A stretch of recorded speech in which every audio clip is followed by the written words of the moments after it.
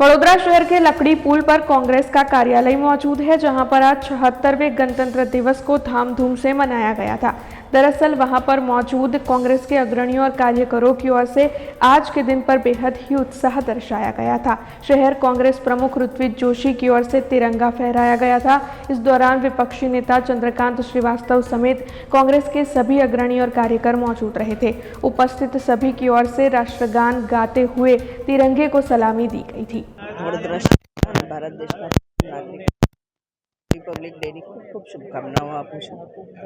ભારતનું બંધારણ આ દિવસે એસ્ટાબ્લિશ થયું ને આ જ દિવસે ઇન્ડિયન નેશનલ કોંગ્રેસ દ્વારા સંપૂર્ણ સ્વરાજની ઘોષણા થઈ હતી 1930માં। સ્વરાજ મળ્યું, પોતાનું બંધારણ મળ્યું, બંધારણમાં ખૂબી મળ્યા માટે જાગૃત થઈને લોકો અવાજ ઉઠાવે એવી એક અપેક્ષા લોકો પાસે છે અને દુનિયા પ્રત્યે આવનાર પેઢી માટે આપણી જે ડ્યુટીઝ છે એ બી પરિપૂર્ણ।